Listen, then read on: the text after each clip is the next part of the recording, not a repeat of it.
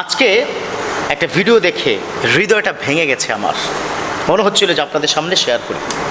সেটা হচ্ছে বাবা তার সম্পদ সন্তানের মাঝে বন্টন করবে, ওই বন্টনকৃত সম্পদের ছোট সন্তানটা সুখী হতে পারে না বা খুশি হতে পারে না, মানে সে স্যাটিসফাইড না। এই সম্পত্তি ভাগাভাগের রেশ ধরে অসুস্থ বাবাকে সন্তান এসে ঘুষি মারতে মারতে, লাথি মারতে মারতে এই মানুষটা পৃথিবী ছেড়ে চিরবিদায় হয়ে গেছে। নাউজুবিল্লাহ পড়েন। কোথায় আছেন আপনারা? এই যে সন্তান করেন, ইঞ্জিনিয়ার করছেন, ডক্টর করছেন, পাইলট বানাবেন সন্তানকে, তাই না? বুয়েট চুয়েট রুয়েট করবেন, সব কিছুই তো করছেন। এই সন্তান যে আপনাকে এইভাবে মারবে না, তার কি গ্যারান্টি আছে? তার কি গ্যারান্টি আছে? সেই কথা তো একবারও চিন্তা আসলো না। এই পুরো সম্পত্তি কে ধারণ করবে? এই সম্পত্তি নিয়ে কি মারামারির জের ধরে সন্তান তার বাবাকে মেরে ফেলেছে। নিষ্ঠুরতার কত নিচে নেমে গেছি আমরা। কোথায় আছি আমরা? কিসের দুনিয়াদারি করছেন আপনি? Mind it and think about this matter. What's going on in the society? কি হচ্ছে? আপনার সন্তান কোন দিকে যাচ্ছে? আপনার সন্তানকে ইসলামী শিক্ষায় শিক্ষিত করছেন না কেন? প্রাথমিক জ্ঞানটা তো ইসলামী আপনি দেননি। আমি খোদার কসম করে বলতে পারি, খোদার কসম, কোনো আলেম তার বাবাকে এভাবে পিটিয়ে হত্যা করবে না। ইতিহাস বলে না তা, বিশ্ব ইতিহাস, বিশ্ব সৃষ্টির ইতিহাস এটা নেই। কারণ একজন আলেম, তার সম্পর্কে আমার আল্লাহ বলেছেন, হাল ইয়াস্তাউল্লাযীনা ইয়ালামুনা ওয়াল্লাযীনা লা ইয়ালামুন। যিনি আলেম আর যিনি নন আলেম, তিনি কোশ্চিনকালও এক হতে পারে না। This is the justification from almighty, this the judgement of almighty. এটা আল্লাহ নিজে বলেছেন। কেন? কারণ একজন আলেম, একজন ইসলামী জ্ঞানী ব্যক্তি আল্লাহকে ভয় করে। সব সময় বলে ইন্ডিয়া খাফুল্লাহ, আমি আল্লাহকে ভয় পাই।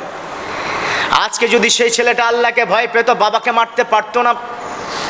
অথচ আমার বিশ্বনবী বলেছেন, হুমা জান্নাতুকা ওয়া নারুক।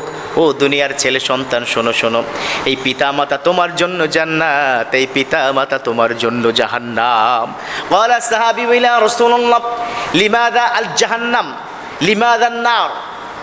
কেন জাহান্নাম, কেন আমাকে আপনাকে জাহান্নামে যেতে হবে? সাহাবাদের প্রশ্নের উত্তরে বললেন, যেই পিতামাতা তোমার উপর অসন্তুষ্ট হবে, ওই তোমার পিতামাতার কারণে তোমাকে জাহান্নামে যেতে হবে।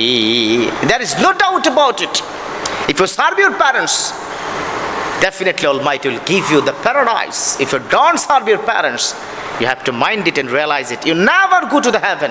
You have to go to the hellfire. জাহান্নামে যেতে হবে তোমাকে। এটাও কিন্তু আমার কথা না, এটাও কিন্তু বিশ্বনবী তিনি বলেছেন, রাদার রব্বি ফি রাদাল ওয়ালি সাখাতার রব্বি ফি সাখাতাল ওয়ালিদ। পিতা মাতা সন্তুষ্ট হলে আমার আল্লাহ সন্তুষ্ট হয়ে যায়। আবার পিতা মাতা যদি অসন্তুষ্ট হয়ে যান একজন, তিনি কি? আল্লাহ। আল্লাহ অসন্তুষ্ট হয়ে যাবেন। এই জন্য যেই মানুষটা, ও তো মানুষ না, আর ওর সম্পর্ক আল্লাহ কোরআন আয়াত বলেছেন, উলাইকা কাল আনআম বাল হুম আদাল। এগুলো হচ্ছে চতুষ্পদ জন্তু, তার চাইতে নিকৃষ্ট। কুকুর শুকরের চাইতে নিকৃষ্ট। কখনো কুকুর শুকর তার বাবাকে এভাবে মারবে না। মেরেছে? ইতিহাস আছে, মারবে না। তারা হয়তো তাদের মধ্যে ওই বিবেকটা নেই, আল্লাহ সেটা দেয়নি বলে তারা ঝগড়া করে। কিন্তু কুকুর শুকর যার চাইতে নিকৃষ্টতম প্রাণী আর নেই, তারাও তার বাবাকে এভাবে পিটিয়ে হত্যা করবে না সম্পত্তির লোভের। এই যে ছেলে, তুমি যে কাজটি আজকে করেছো, তোমার ছেলে তোমাকে নৃশংসভাবে কেটে টুকরো টুকরো করে ফেলবে। কথা বলো ঠিক কিনা? Be ready for the next time. Ready হও। বাবাকে এভাবে ঘুষি মারতে মারতে দুনিয়া ছেড়ে বিদায় করেছো, তোমার সন্তান রেডি হচ্ছে তোমাকে টুকরো টুকরো করে কুকুরকে খাওয়াবে। এই গোস্তের টুকরোগুলো কুকুরকে খাওয়াবে। আমি কিছুদিন আগে একটা ভিডিও দেখে কলিজা ফেটে গেছে। বৃদ্ধাশ্রম থেকে একজন দাদার নাতি নেমে সাংবাদিক তাকে প্রশ্ন করলো, কোথায় গেছিলা? বললো, কি দাদাকে কি দেখতে গিয়েছিলাম। কি শিখলা সেখান থেকে?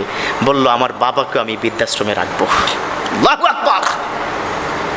কারণ আমার দাদা যাওয়ার পর আমাকে জড়িয়ে ধরে কান্না করেছে। বললো, দাদা ভাই ভালো নেই, অনেক কষ্ট আছে, তোমার কি বাবাকে বুঝায়ও? কিন্তু আমি আমার বাবাকে বুঝাবো না, আমার বাবাকেও আমি বৃদ্ধাশ্রমে রাখবো। তার বাবা সেখানে উপস্থিত ছিল না, তার বাবা ভিতরে ছিল। কিন্তু এই যে শিক্ষা, কি শিখছি আমরা? মানবতা কোথায় আজকে? অতএব সন্তানের জন্য সবসময় দোয়া করবেন, রব্বি হাবলি মিনাস সালিহিন, আল্লাহ গো চক্ষু শীতল করা সন্তান দাও, আল্লাহ গো আমার সন্তানকে মানুষের মতো মানুষ বানাও, না হলে তো আমি শেষ হয়ে যাব, আমি ধ্বংস হয়ে যাব। যে সন্তান আমাকে টেনে হিঁচড়ে জাহান্নামে নেবে ওই সন্তান আমি চাই না। অতএব আমরা যেন ভালো সন্তান হতে পারি, আমরা যেন বাবার খেদমত করতে পারি, আল্লাহ তৌফিক দান করুক, আমিন।